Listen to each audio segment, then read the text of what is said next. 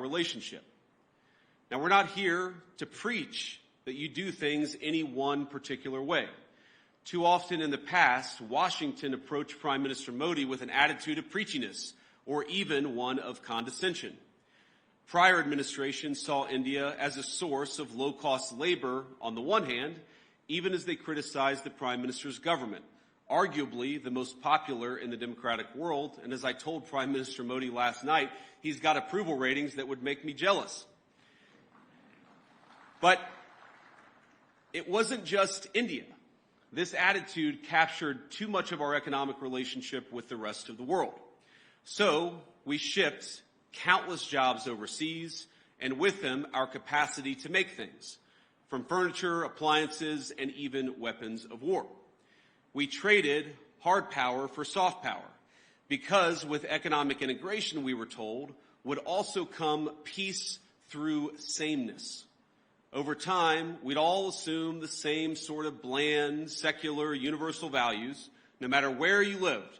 The world was flat after all. That was the thesis, and that was what they told us. And when that thesis proved false, or at least incomplete, leaders in the West took it upon themselves to flatten it by any means necessary. But many people across the world, and I think your country counts among them, they did not want to be flattened. Many were proud of where they came from, their way of life, the kind of jobs they worked, and the kind of jobs their parents worked before them. And that very much includes people in my own country, the United States of America. Now, some of you are aware of my own background. I actually didn't plan to talk about my background at all until last night at dinner while my children mostly behaved. We gave them an A- for behavior with the Prime Minister. The Prime Minister said, I have one request. I want you to talk a little bit about your background. And so I wanted to do that. For those of you who don't know anything about me, I wanted to talk about it. I come from, and I'm biased, the greatest state in the Union, the state of Ohio, a longtime manufacturing powerhouse in the United States of America. My home specifically is a place called Middletown. Now, it's not a massive city by any means. It's not Jaipur, but it's a decent-sized town and a place where people make things, which has been a point of pride in Middletown for generations. It's filled with families like my own, some of whom called us hillbillies, Americans who came down from the surrounding hills and mountains of West Virginia, Tennessee, and Kentucky to cities like Middletown in pursuit of the manufacturing jobs that were creating widespread prosperity for families all across America. They came to Middletown in search of what we call back home the American dream.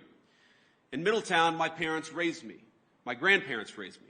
They taught us to work hard. They taught me to study hard. And they taught me to love God and my country and always be good to your own. My granddad, who I called Papaw growing up, he typified that. Late into life, he worked as a steelmaker at the local mill. And I know India has a lot of those. Papaw's job gave him a good wage, stable hours, and a generous pension. All that allowed him to support not just him and my grandmother, but his own daughter and grandkids with him. Now, by the time I came around, money was awfully tight, but he worked hard to make a good living for all of us. Now, I know Papaw and Mamaw were grateful for the way of life their country made possible. Their generation bore witness to the formation of America's great middle class. And by creating an economy centered around production, around workers who build things, and around the value of their labor, our nation's leaders then transformed their country and made thousands of little Middletowns possible. The government supported its labor force. We created incentives for productive industries to take root and struck good deals with international partners to sell the goods made in the United States of America. But as America settled into world historic prosperity it generated, our leaders began to take that very prosperity and what created it for granted. They forgot the importance of building, of supporting productive industry, of striking fair deals, and of supporting our workers and their families. And as time went on, we saw the consequences.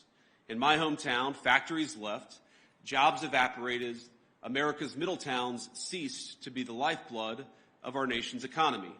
And the United States, as it became transformed, those very people, the working class, the background of the United States of America, were dismissed as backwards for holding on to the values their people had held dear for generations.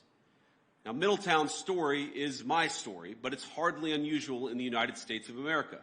There are tens of millions of Americans who, over the last 20 or so years, have woken up to what's happening in our nation. But I believe they woke up well before it's too late. Now, like you, we want to appreciate our history, our culture, our religion. We want to do commerce and strike good deals with our friends. We want to found our vision of the future upon the proud recognition of our heritage rather than self-loathing and fear. I work for a president who has long understood all of this, whether through fighting those who seek to erase American history or in support of fair trade deals abroad. He has been consistent on these issues for decades. And as a result, under the Trump administration, America now has a government that has learned from the mistakes of the past. It's why President Trump cares so deeply about protecting the manufacturing economy that is the lifeblood of American prosperity and making sure America's workers have opportunity